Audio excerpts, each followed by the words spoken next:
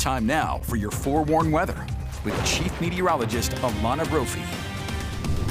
Tuesday has been so interesting. We started with strong storms. We added in some sunshine, but now we're back to wet weather. And I have to show you this one coming from West Haven because this was at sunrise and you could see the storm clouds move through. But look, the winds and the heavy rain knocking down a tree. Thank you, Michael, for sharing it. Those were very strong storms with a lot of precipitation. And of course, they added to the record. Live view from West Jordan where we're watching it pour right now as the thunderstorm rolled through. We saw the lightning, soggy conditions out there, and that's going to fill in. As we look at our precipitation totals from Monday into Tuesday, incredibly healthy numbers.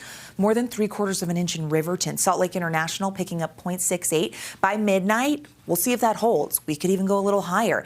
0.6 in Centerville. Wasatch back, getting more than 1/2 an inch. 0.4 in West Jordan. Farmington, Magna over 0.4. 0.3 in Draper. Saratoga Springs got more than 1/4 of an inch, and Cedar City picked up 1/4 of an inch.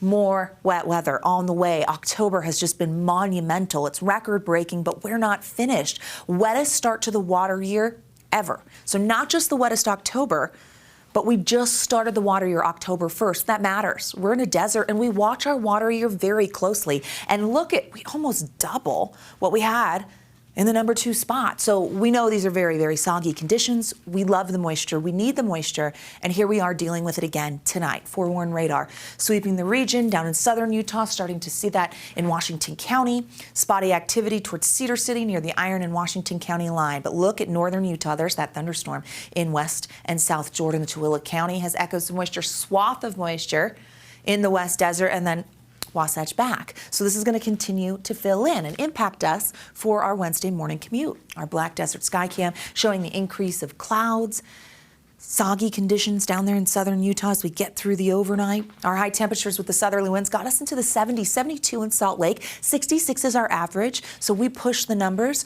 with the warm wind, 67 in Logan, upper 60s in Moab, 77 in St. George. Tomorrow's going to be a different story. Temperatures are going to dip 50s for the next several hours with thunderstorms and wet weather as we head through our overnight. Are you an early riser? Do you head out early tomorrow morning? Just know you could see some stormy conditions, and that's going to persist throughout our Wednesday. General thunderstorm threat for tomorrow for the Wasatch Front, and that goes all the way towards portions of Juab and Millard County. So yeah, the chance of storms is out there for tomorrow. It's going to be widespread wet weather, and it's all because of this upper level low. It's moving towards the Beehive State, and as a result, you see our southerly flow front with it, and we do by 5 a.m. see a line of moisture that goes through the state. This low is going to cross over us. It's going to keep us unsettled. Look at that. By 11 a.m., we have some strong storms, thunderstorms, and rain, and we know that the front's going to move through. As the low, with its counterclockwise rotation, moves over Utah, we keep that active sky scenario, and the front is going to open the door for cooler air. Wraparound moisture as this lifts away into Thursday,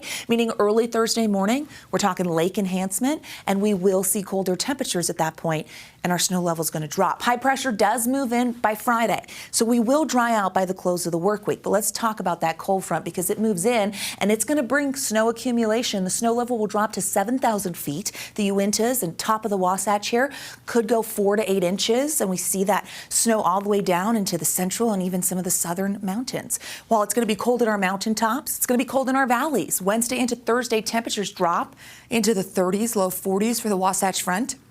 Sub-freezing in several locations for the Wasatch back. So cooler, cold air moves in with this storm system, and the precip totals, that's going to be another story, and we're not done.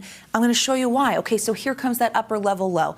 Cooler air, wet weather, unsettled through Thursday. With our northwest flow on Thursday, I think we're going to hold on to showers. It's going to be unsettled. We start to dry late Thursday, and into Friday, high pressure takes over. Saturday and Sunday, we have a warming and drying trend, which has not happened in 3 weeks for the Wasatch Front. We have seen wet weather the last 3 weekends. Then Monday, we're back at it, so don't get comfortable because another area of low pressure drops in, brings a chance of some scattered storms. So a progressive pattern out there. 50s for those temperatures, so different than the 70s we saw today. 50s, 60s, and 70s on the eastern side of the state. Only 64 in St. George tomorrow.